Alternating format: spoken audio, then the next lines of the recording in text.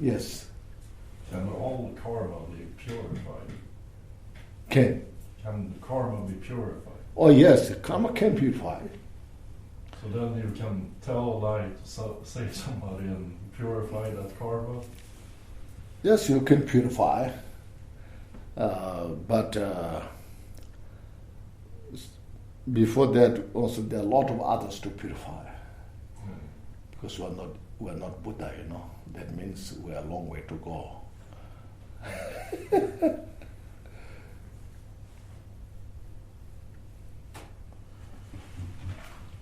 So the reason is, you see, you can purify because you create it. So when you create it, you can change it. See.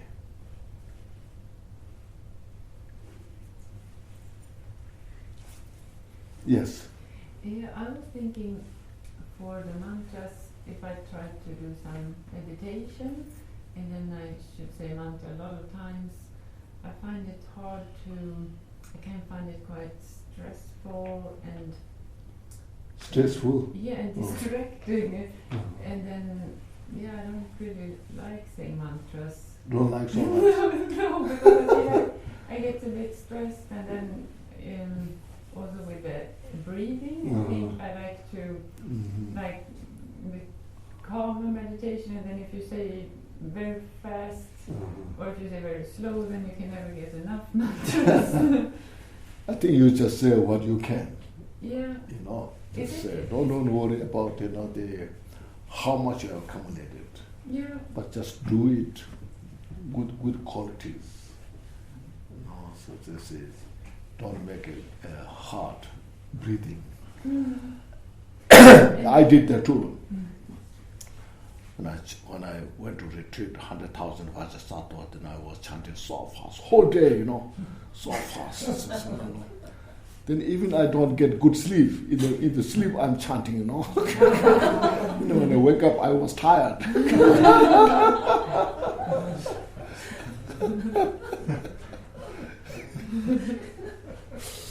God, 100,000 is not so a small number, you know.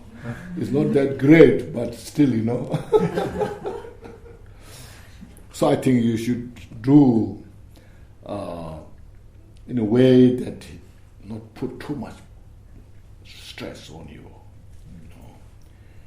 You know, so I wanted to within a month, you know. So it says then if you do it within a month, then you have to you have to do like over 3,000 a day, and 100 silver a month is a little long, you know.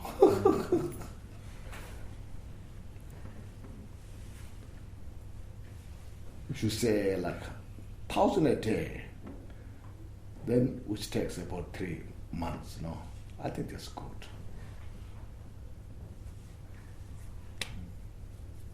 Which mantra are we talking about now? We're talking about the Om Bhadra Sattva Samaya Manu Palaya. Yes. Yeah.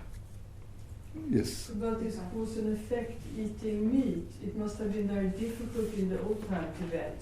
Excuse me? About this thing, eating meat, yes. Cause effect. Yes. And in the old time Tibet, yeah. You know, or now Tibet maybe also, Lama has to eat meat. Yes. So how? Yeah, that's not so good. No, but it's a fact. Yes. So if you read Jewel Ornament of Liberation, the life story of Gambupa, he also said, so eating meat is not the right thing to do.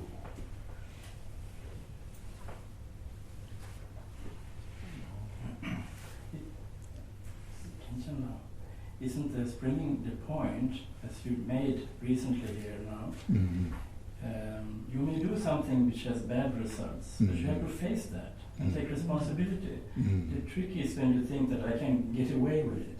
And that is where I think the evil comes into it. You want to have tricks. I call it karma planning. That's the last thing I suppose a bodhisattva should do. If you harm somebody, you should be prepared to take the punishment. Otherwise, don't harm anybody. Yes. Eat your meat, but you'll have to take the punishment. I mean, I think that is the point of the story of the ship.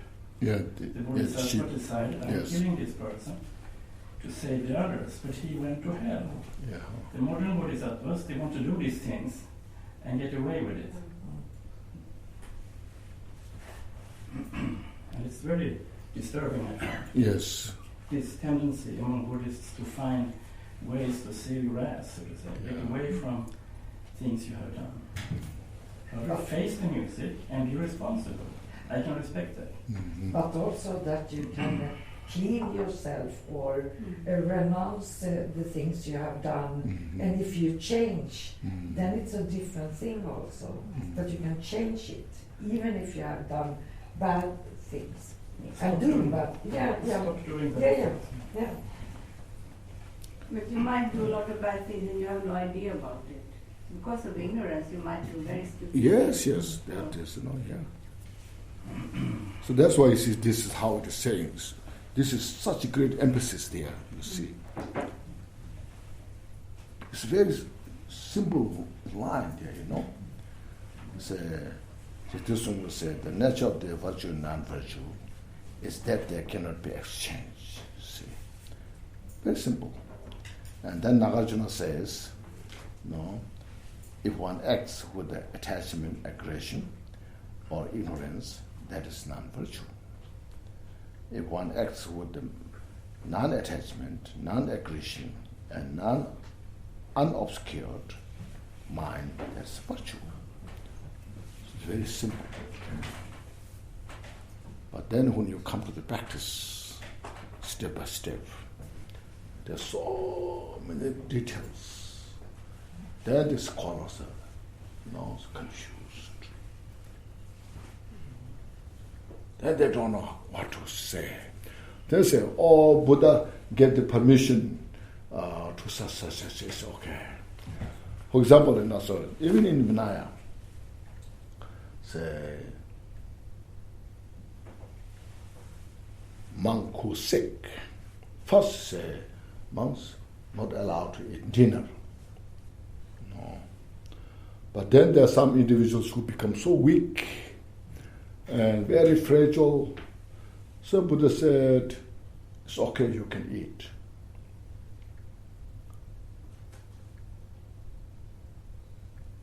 So what he's saying is, Buddha is saying is, you should eat the dinner as a medicine to heal yourself, not for enjoyment. But then people don't understand that. Buddha has given permission, so you can eat. So it's something that's non-virtue. There's not involved in a virtue or non-virtue, In all cases, what Buddha is saying is, you have to purify your mind. If you are sick, we take medicine. When you take medicine, do you enjoy medicine? Not really, isn't it? When you get cold, so you take medicine, you don't enjoy, isn't it? But it's necessary. You take it just to cure, to free from that. So like that, when you become so fragile, and then when the Buddha said eat, means Buddha didn't say you enjoy it, but you take it as a medicine. Like these things, there's so many details like that.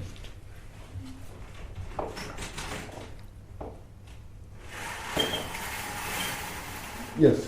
In a way, when this Bodhisattva killed that Mm-hmm. bad guy, I guess he was acting with non-attachment, non-aggression, and unobscured mind. Yes. So then it would seem almost like it's the action itself. Because in his mind, he seemed to be compassionate and wise. Compassionate mind, but it hurt the other guy. Yeah, but it seemed In more his to do mind, with yes. the other guy and him. Yes. So in a way, I don't understand Now, this also there's a very fine line here. Yeah. So it, this is how it's. You can find how amazing the karma plays. and that play of the karma, how it, so that kind of thing, how Buddha can see it. So I said, even though I said that Bodhisattva, because of his sacrifice himself, for those to save those 500 merchants, and to save that bad guy to go to heaven, he totally sacrificed his mind. There's no aggression, there's no attachment, there's no ignorance. Yet, when he killed that bad guy, the bad guy went through such great suffering. Because his life is now finished from that. So he went through a lot of suffering. So that suffering, who caused that suffering? The Bodhisattva. You see, the Bodhisattva has not stepped on him. He will not go through that suffering. So because suffering that he went through with such a great aggression and suffering, physical suffering, mental suffering, so their suffering caused the Bodhisattva to born in the heaven. Someone said to me once, when you kill, it's always aggression Yes. in the killing itself. Not necessarily. No. There's some without aggression. Yeah. Yes, they do. Like say fishing. no need aggression, you know. No, it's true. So you just play the Yeah. fish life, you know. Yeah. Yeah. But the fish is suffering. Yes. So because of that, Yes. you see. Right. So kind of intentionally cause harm. You see, something. yeah. Mm. So now you see how karma plays. More you contemplate on the karma, amazing how Buddha's wisdom can perceive these things so precisely, and how karma plays. It's really amazing. That's why here Chen-nga Sherab Jungne, he's saying this, you know. He understood what Lord Jigten Sumgön was teaching.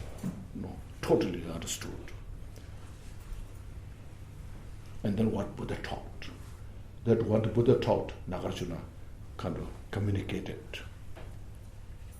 So this is all. So now he's saying, it's not that simple.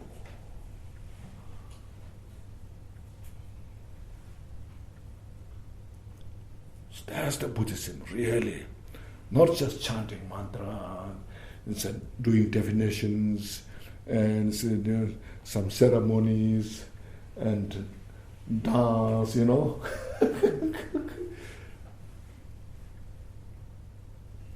As this is the what? So we can say Buddhism, or in other words, is reality of the phenomena. Reality of the causality.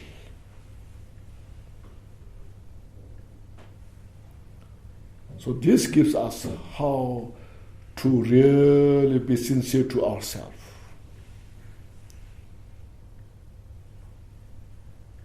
Otherwise, we destroy ourselves.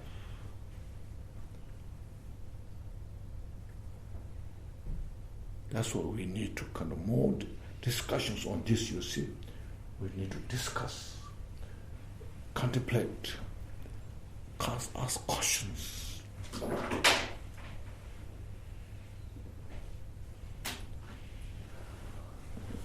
Yes. When you do this Yes. How does it work? If it's the main point to have this intention or not? Oh. No, it's the main it's the main point of not having an intention of doing something again, or just thinking about spreading bodhicitta, or how does it work? Because if you just say mantra, it doesn't help if you don't have this type of intention, this type of focus. Again, it's interdependent. It's interdependent. see.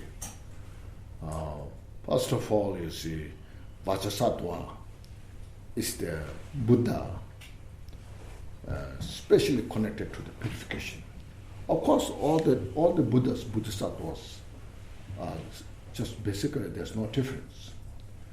But initially, how they cultivated the mind to attain Buddhahood, so that kind of makes, I think, difference.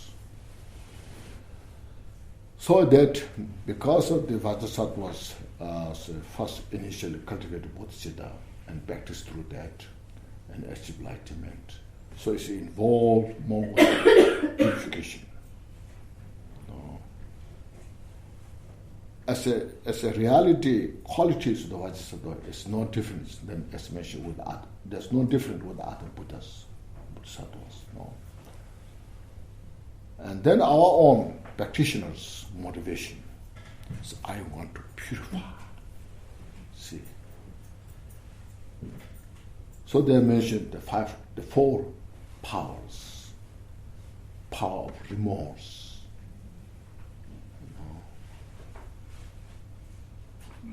Power of the, then say what you call Dopa. Not to repeat again.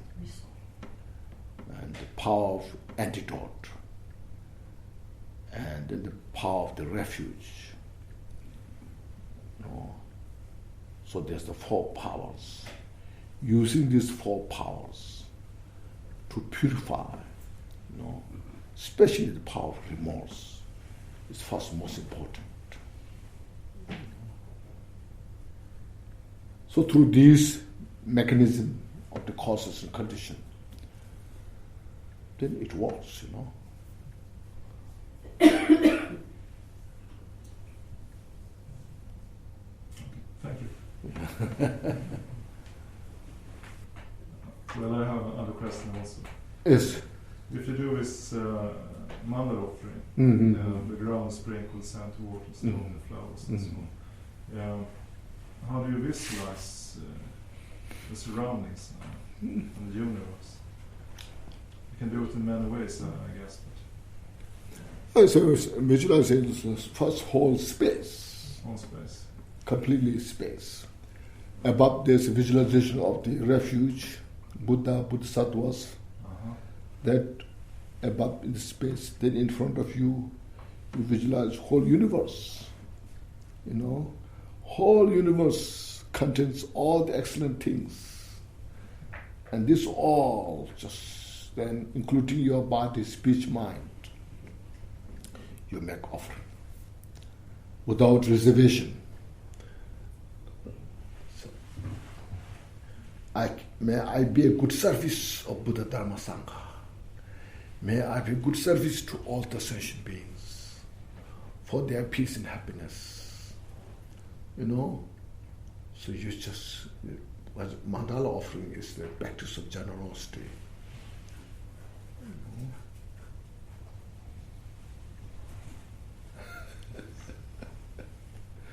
So you joyfully make offering.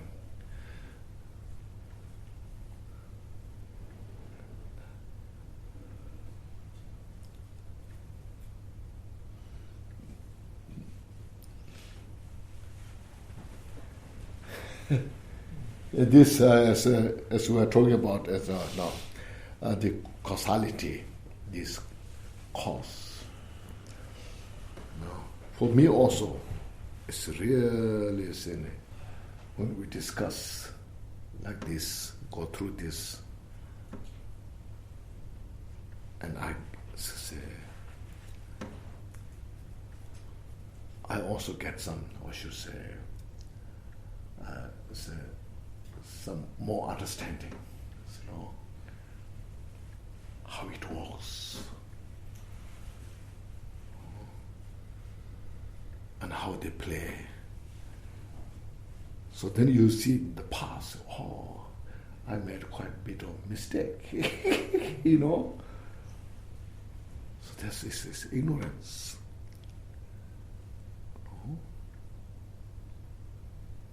So do you see how Dharma is so precious? Dharma gives us this kind of wisdom.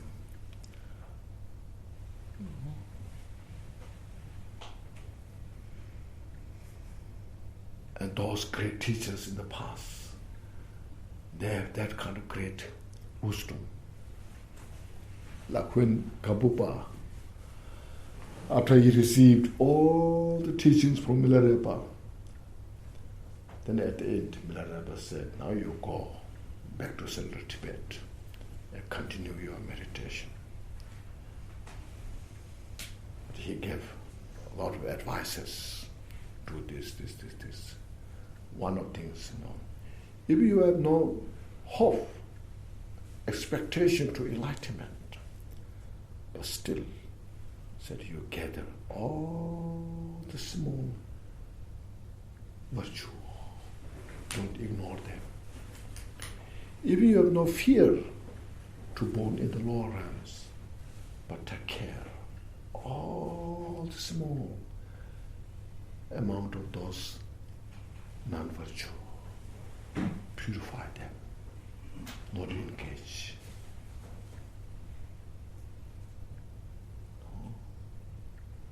This is related to this. So then Lord Jigten Sumgön, he said, from within emptiness manifest all the result, the cause you have created.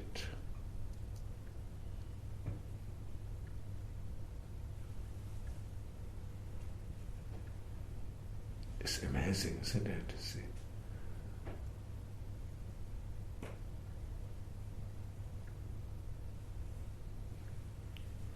That's the sharpness of the mind.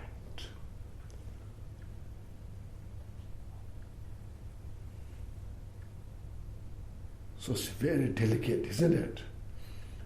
Very delicate balance.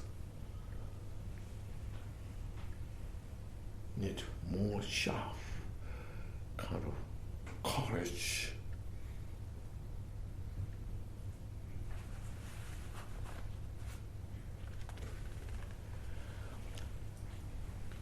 Where we are now, saying the unmissing part, then here say, again the noble great Acharya said, because the arising of propensities, you know the propensities? No.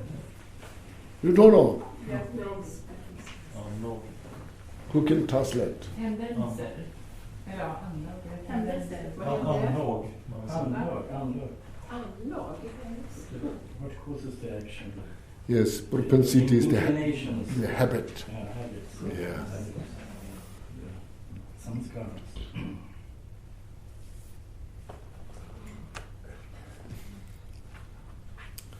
This is a very fine state of wisdom. Say, arising of propensities, the seed of fatal propensity are sown.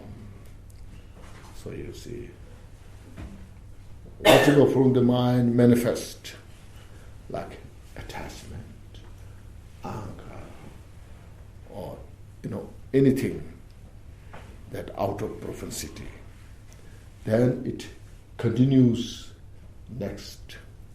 See, the seed of further propensities are sown.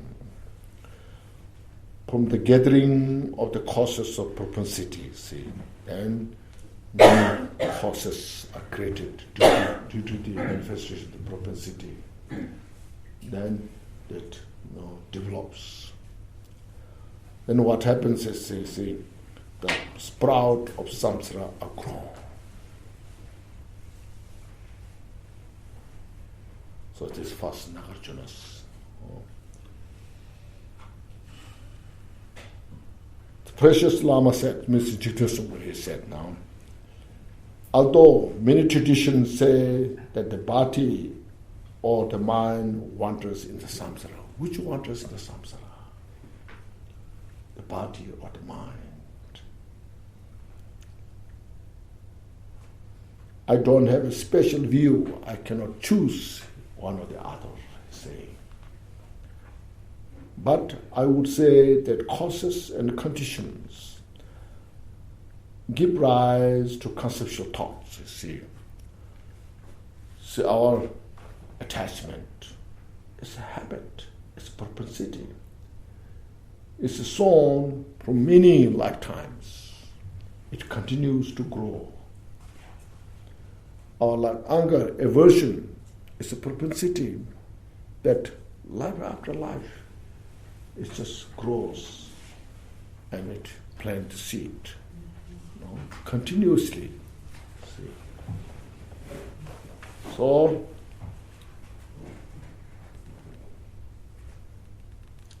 as the constitutional thought.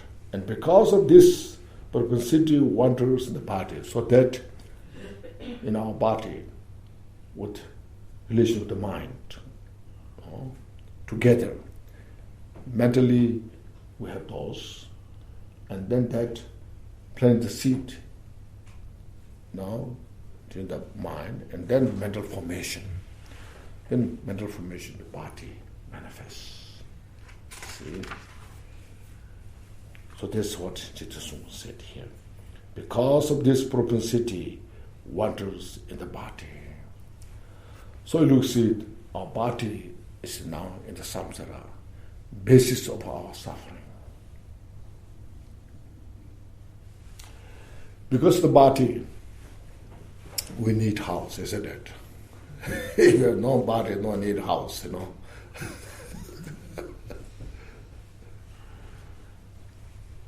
Because of the body, we need food, clothes, drink, TV, all this internet.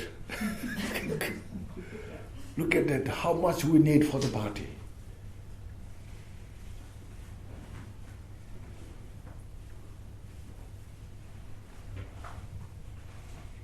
How much we go through for the body, to satisfy the body, to eyes, to ear, nose, tongue, the body.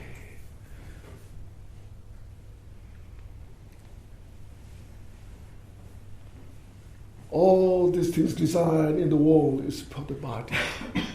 The aeroplane, the trains, the cars, the motorcycles, the bicycles, all those. Look at this, you see. It's amazing, now. Yes. It's amazing, Yeah, see.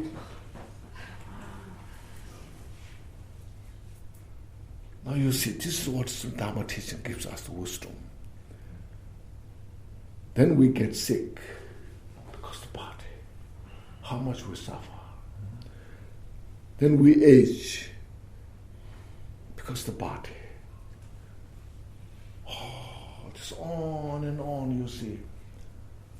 That's what it's saying here.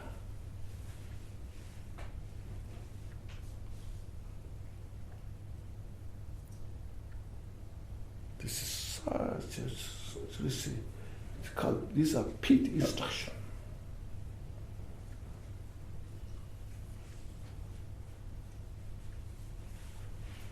And more we attach to the body, more suffering is there.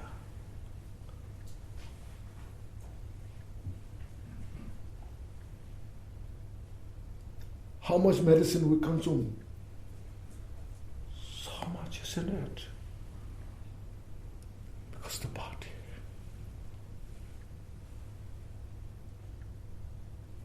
And now they have talked about that we consume a lot of vitamins. Yes. Pills. Exactly, pills. A lot of money. There's so much, every day handful. Yeah. Yeah.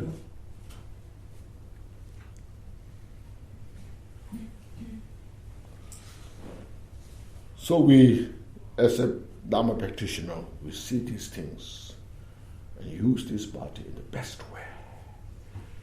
Don't use for suffering. We have choice. See? We have a choice whether we should, whether we want to make it a cause of suffering, a source of suffering, or whether we want to use it the cause of peace and happiness. a service for others. So I said, I have precious human life. Now I will use for the benefit of others. May I be a service for all other sentient beings.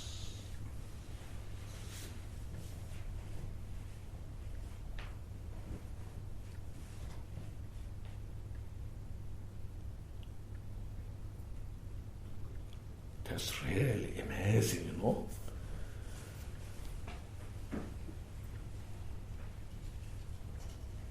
No many other great teacher can tell these things.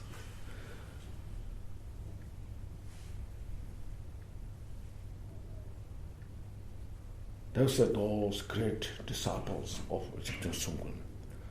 They get such a precise instruction. Meditation practice. And benefited so much. There's in the Gong Chik teaching, Lord, like these two things, teachings there. But the few will talk about those teachings. No?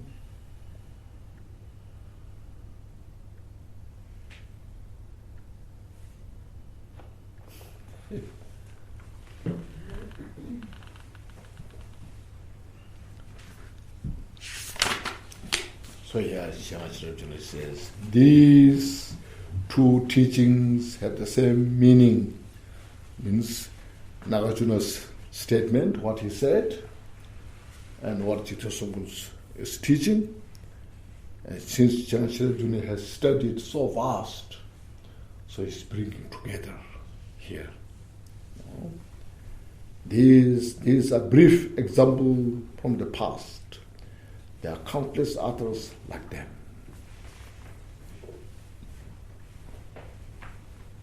But the Jigten Sumgön's wisdom is no different from Nagarjuna's.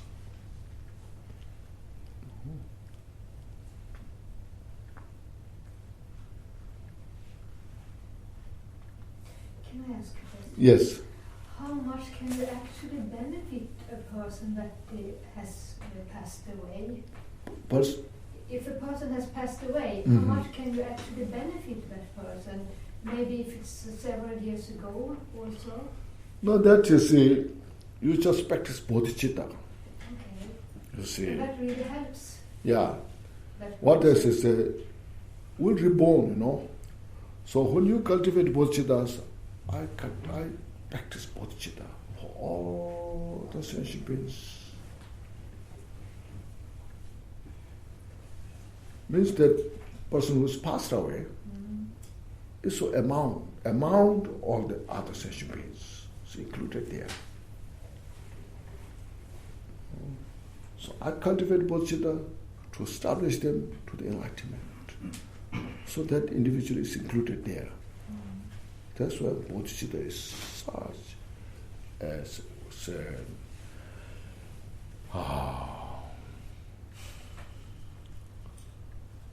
a remarkable kind of method. So that thought reaches. Yeah, reaches to all sentient beings, including that, you know. Yeah. So especially we say all mother sentient beings, you know. So all sentient beings have been our mother, one or another lifetime. This life, other life, other life, other life, you know. Even when we're animals, there's mothers. Even insects, there's a mother. Even fish, there's a mother. You know? So it's all mother sentient beings. So cultivate that mind. Bodhicitta.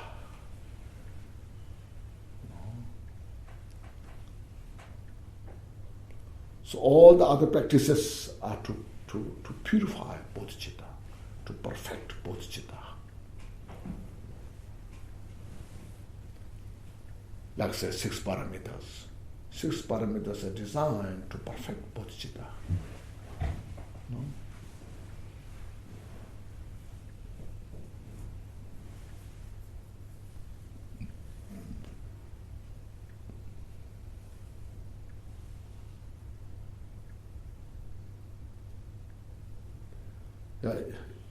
I'm just talking some little bit, but still I don't know, details. This so profound, so deep, so vast, isn't it? So this is amazing.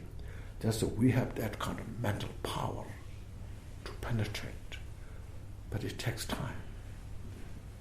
But if we make effort, deeper and deeper you understand, you see.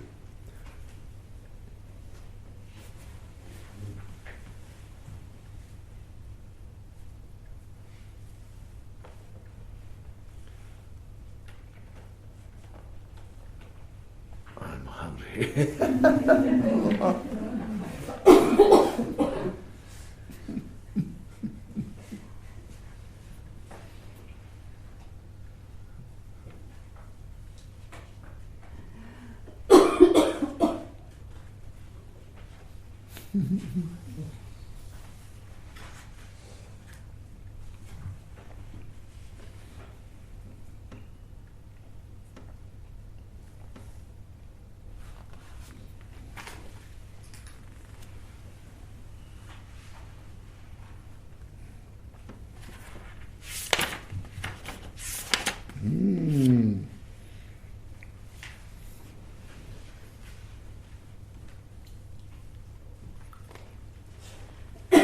Now here he's explaining the wisdom of the Jigten Sumgön here.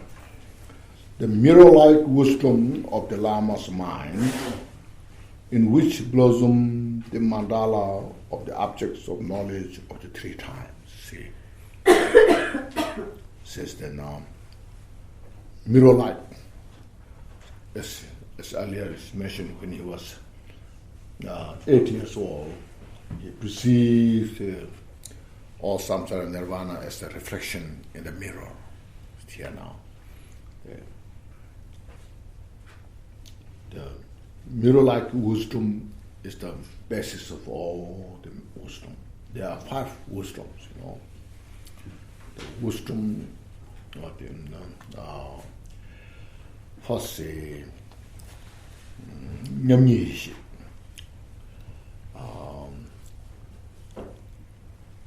Wisdom of the equanimity means the wisdom sees all samsara and nirvana as equal. It's related to the 5 Buddhas. Wisdom of the equanimity. And then Nyamyi is equanimity of the nature of the same, equal as the samsara and nirvana. Shuyin is the wisdom of the dharmata, penetrating direct to the emptiness nature.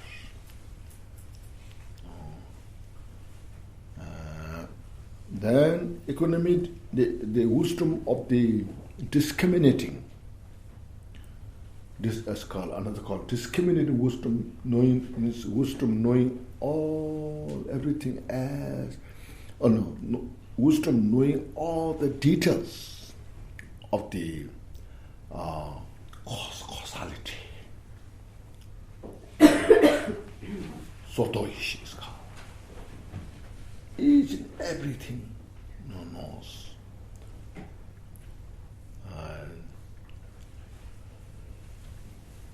Mirror-like wisdom, wisdom of the equanimity, wisdom of the Dharma expanse, wisdom of the discriminating. And then the 5th one is wisdom of the all-accomplishing activities.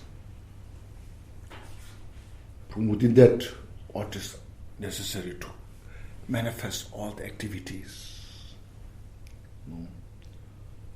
So all the first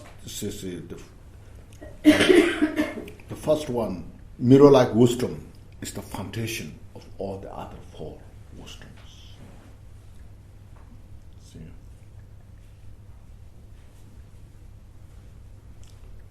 So in that he says mandala. Mandala, mandala is, what's a mandala? How you can translate? And the circle. Mandala. The word means circle. Yeah. Of course it means here Jim the whole sphere of the dharmas. Yeah. So, this means complete. A circle means a complete. So, with the mirror-like wisdom, the mandala is the complete wisdom. Nothing is missing. It's the essence. It's the complete. Within that framework,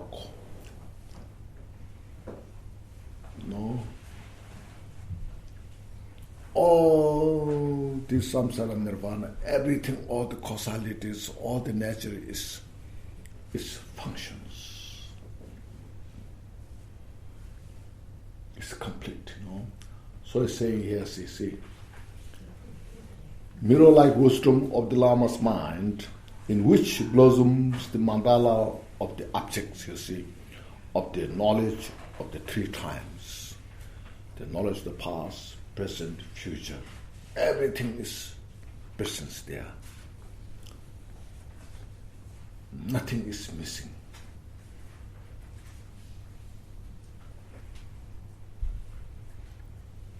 So here, first of all, is how Jigten Sumgön's wisdom is. Now here, we also study, practice to achieve that wisdom.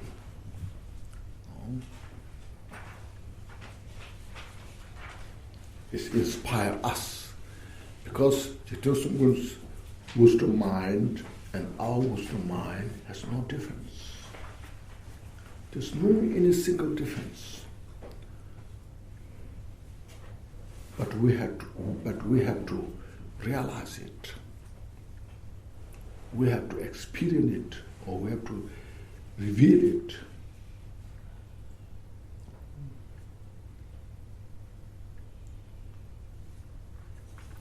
So there's a song, this other, the books, the last time we had the book, said, Lama Dharasa Sanjesu. My mind, Lama's mind, or Guru's mind, and Buddha's mind, there's no any difference. They all are inseparable.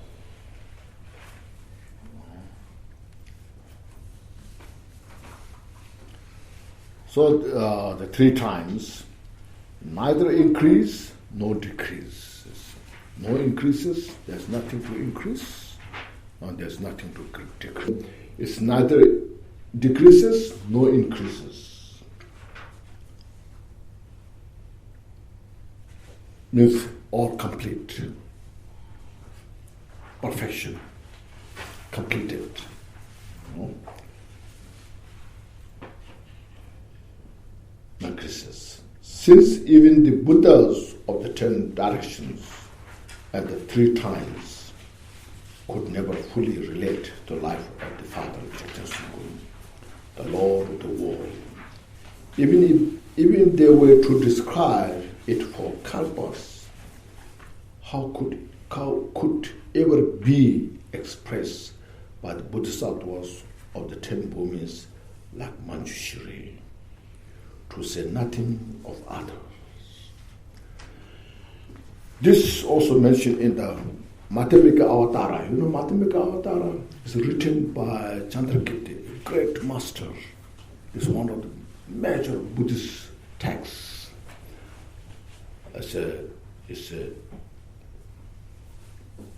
In that there are 10, 11 chapters. Now, the 11th chapter is Buddhahood. So he describes in that Buddha's, for example, he said, an eagle, giant, such a Garuda, eagle flies in the sky, suppose like say in the east, and he flies in the east. After some time, the eagle returns. Now, can you say how the eagle returns? He returns because there's no further place to go, or now he returns because he was exhausted.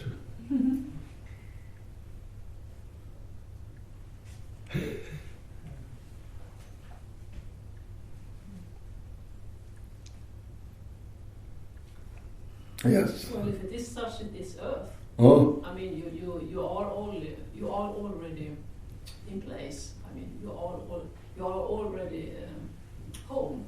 Home. Yeah, because if you walk around. Yes. You walk around, and then you come to the same point again, and you walk also. Yes. You know, First, I say like. it's like I don't know if this is the. Just go direct to the east. Then, as I mentioned, after a week, eagle returns. He returns because now there's no further place to go, or further space, we should say, space. Yes, he returns because there's no further space to go, or he returns because he was fully exhausted.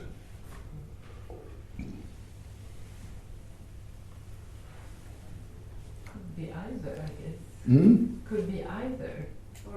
So you mean there's a space, there's a limit of space? Maybe he just there's nothing to see. No. He's hungry. You want to go to his children. Oh. You want to go home to his children. Eagle. Yes. He returns, I'm saying he returns because now there's no further space to go, or he came back because he was exhausted. You see. So that's as Bodhisattvas, when they describe Buddha's activities or Buddha's qualities, they describe. After some time, then they no more to talk about Buddha. So that means either is Buddha's qualities are finished, or they are finished their own wisdom to describe Buddha. So that's what he's saying here. Even Bodhisattvas like Manjushri cannot relate fully the qualities of Lord Jigten Sumgön. Means Buddha. No? So no need to say others. So Chen-nga Sherab Jungne is saying, I cannot express all qualities of Jigten Sumgön. Whether or not disciples have faith, it can be proved by following the purposes and the reasoning of the profound sutras and tantras that he is the Buddha. So Jigten Sumgön is the absolute, the Buddha. Of this, there's no doubt. According to the Buddha's prophecy, not just only Buddha's prophecy, but how he taught, how he related to the disciples. Even he could establish his disciple to Buddhahood. So that only Buddha can do.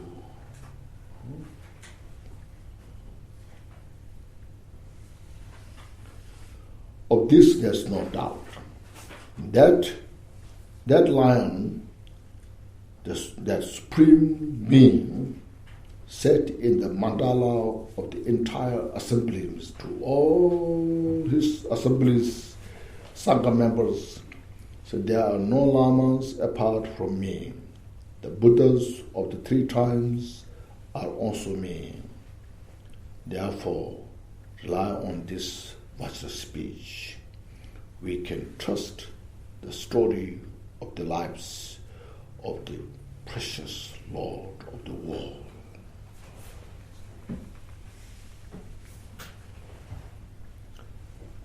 We can stop. Today we can stop here.